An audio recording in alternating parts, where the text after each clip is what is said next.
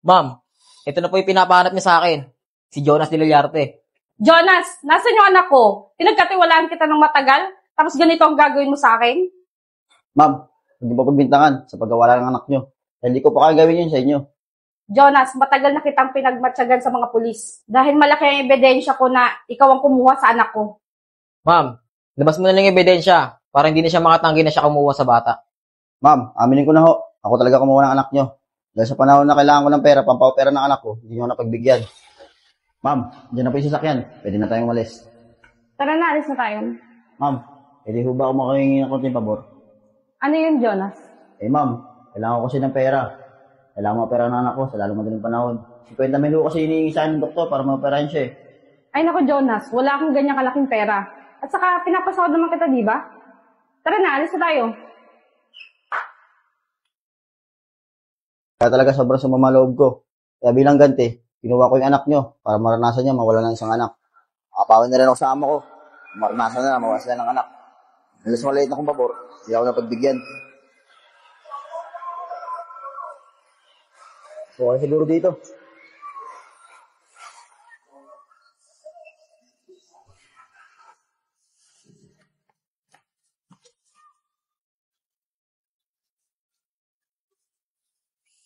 Okay.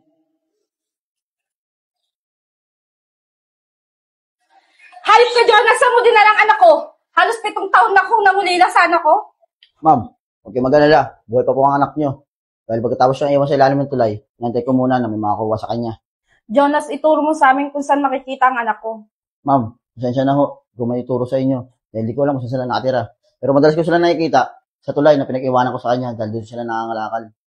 Jonas, sana bukas samahan mo kami sa tulay na sinasabi mo para makasama ko ng anak ko. Ma'am, samahan ko kayo bukas. Paano ma'am? Sa ngayon, sasama ko muna siya sa presinto para maimbestigahan siya at sa mga konting katanungan.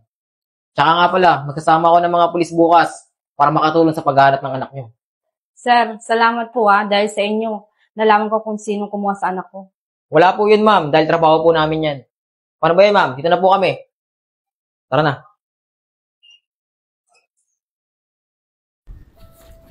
Rest ko dito, no? Ang sarap ng hangin.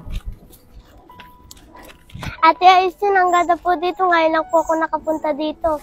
Sige, magpahinga na lang din muna tayo dito. Doon tayo, sa tabi ng lawa. Tara. Bon, ilatag mo muna yung karton dito para may maupuan tayo. Sige po, Tyson. Kim, upo ka na, Kim.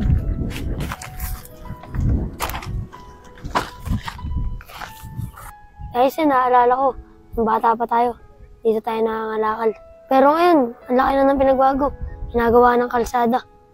Kaya nga naalala ko tuloy nung mga bata pa kayo. Kasama natin si Kim, nangangalakal.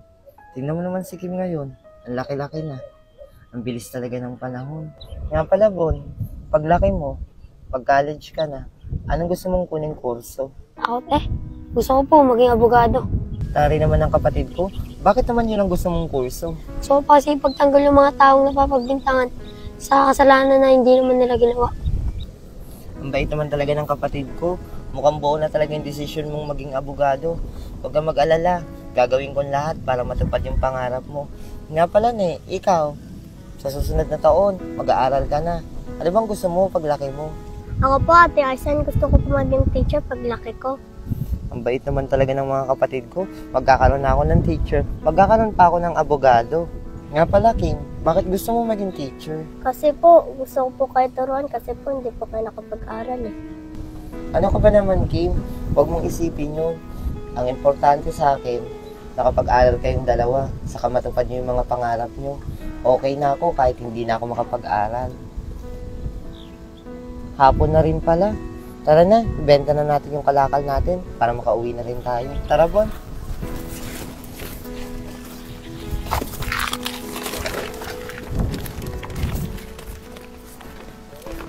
Bon, Kim, maglalakad na lang muna tayo pa uwi, ha?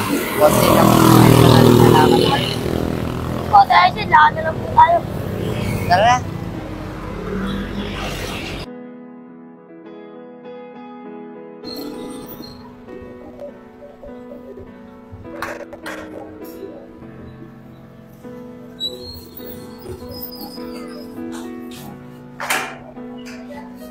Ma'am, tara na po.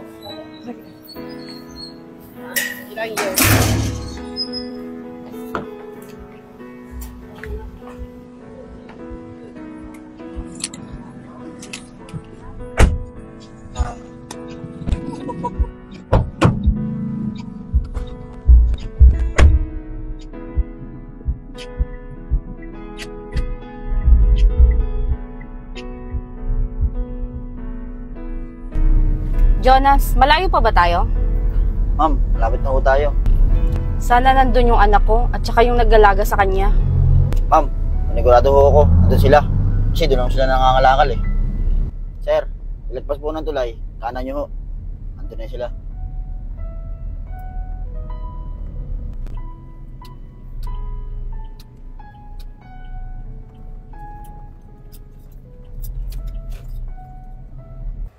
Tara na ni, uwi na tayo. Magagabi na. Sapat na rin naman tong kinita natin para may panggastos tayo ngayong araw. Sigurado naghihintay na si Bongbong. Ni, oh, ang ganda ng sasakyan. Hayaan mo, paglaki nyo, makakabili rin tayo niyan para makagala tayo sa malalayong lugar. Ma'am, sir, dito na ho tayo. Kami na lang po maghanap nila, sir. Panigurado, dito na ho sila eh. Sige na, sasama rin ako.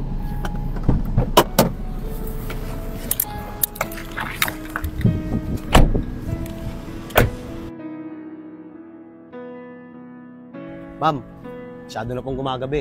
Baka pwede, bukas na lang po natin ipagpatuloy yung paghanap sa kanila. Sige po, sir. Pero hindi po ako titigil hanggat hindi ko po sila nakikita. Sige po ma'am, pwede na po tayo makauwi.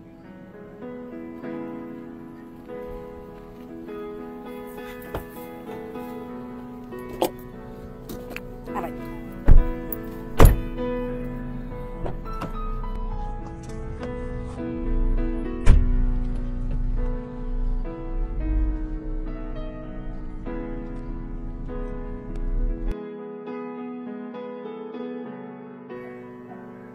Bon, hindi ka pa ba tapos dyan? Dalian mo, malilate ka na sa school. Saglit lang po, Tyson. Patapos na po. Kim, hindi na muna kita isasama ha. Iiwan na lang muna ulit kita kanila tita Barbie mo ha. Kasi mainit sa labas, baka mainitan ka lang. Ate Tyson, sama na lang po ako. Kaya ko naman po eh. Para din po makatulong na din po sa inyo. Sigurado ka ba, Kim? Mainit doon. Okay lang po, Ate Tyson. Sige na nga, isasama na lang kita. Tyson, tara na po. Sige na, tara na.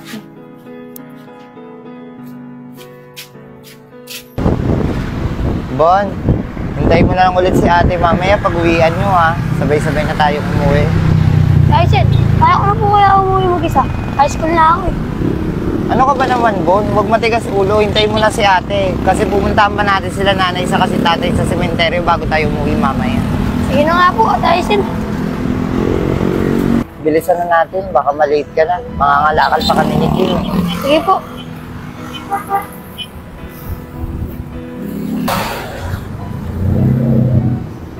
O Bon, hindi na eskwelahan mo ha.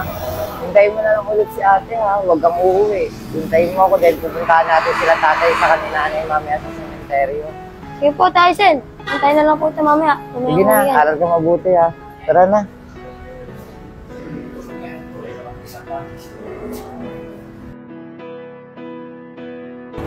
Sir, ano po sila? Sigurado ka ba na sila yan? O sir, nakakasigurado ako sila yan. Tara, punta natin.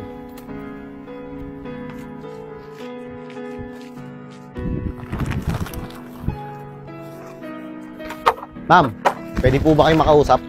Tungkol saan po, sir? May tatanong lang po tungkol sa batang kasama nyo. Ay, ganun po ba? Sige, doon na lang po tayo makapag-usap para makapag-usap tayo ng maayos. Sige po, ma'am.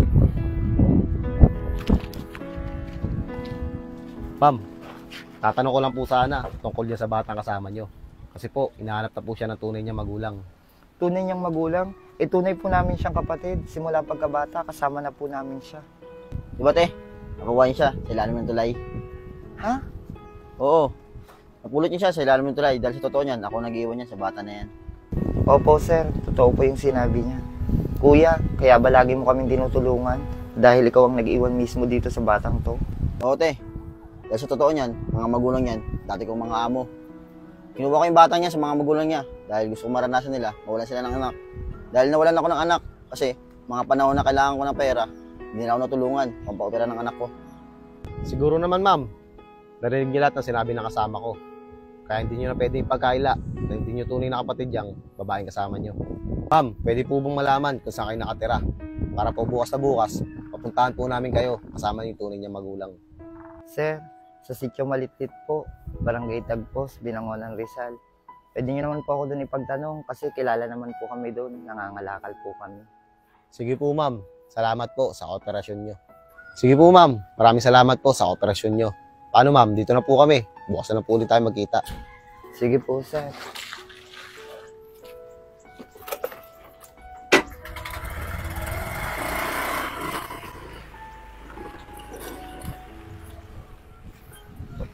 Tara, Kim. Upo muna tayo dito saglit. Pagpahinga muna tayo.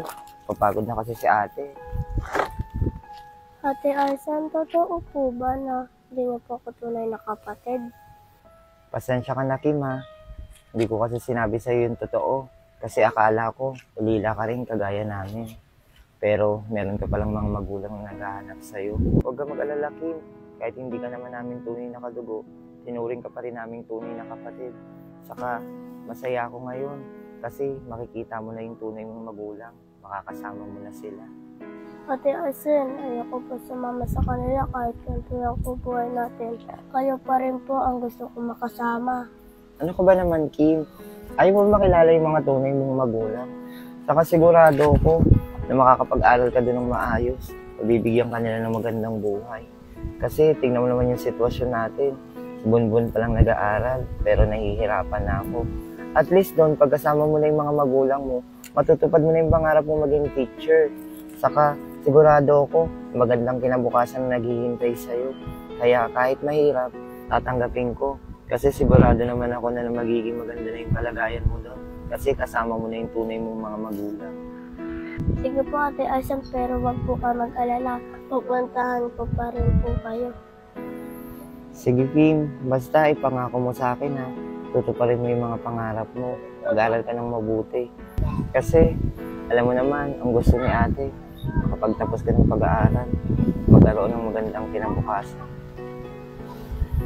Tara na, ibenta na natin tong kalakal para masundo na natin si Bonbon sa eskwela kasi pupunta pa tayo sa sementeryo.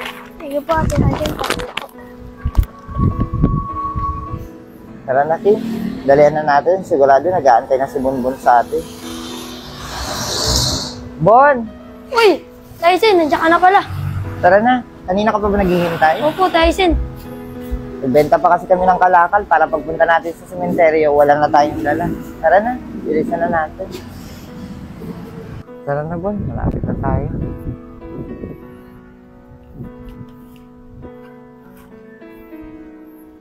Nay, Tay, kamusta na po kayo?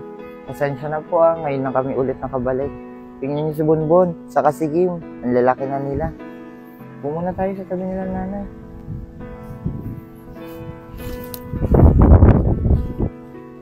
Nay, Tay, kamusta na po kayo? Ang bilis po ng panahon, no? Dati, elementary lang ako. Ngayon po, high school na ako. Kaya pala, Nay, top 3 po ako sa classroom namin. Oo, Nay. Matalino yan si Bonbon. Nag-aaral siya ng mabuti. Hindi naging hadlang yung kahirapan para makapag-aral siya ng maayos. Kim, laro muna tayo. Sige na, maglaro na muna kayo dahil mamaya uuwi na rin tayo. Tara, Kim.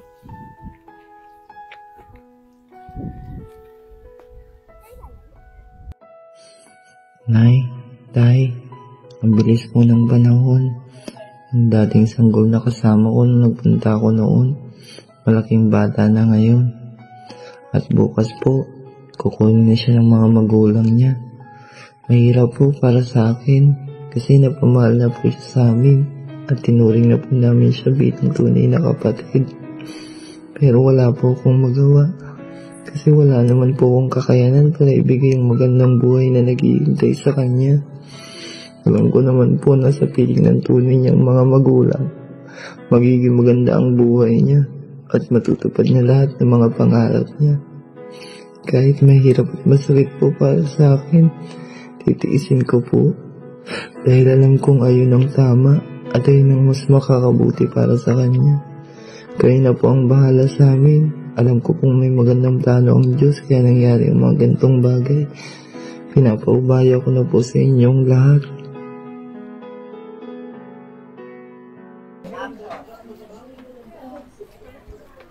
Ma'am, wait lang po. Magtatanong lang po ako. Sige, sir. Miss, may kilala po ba kayong Aizen? May kapatid na 2 bata na nangangalakal. Si Aisen, doon yun nakatira malapit sa court. Gusto mo samahan ko kayo? Sige po ma'am, salamat po.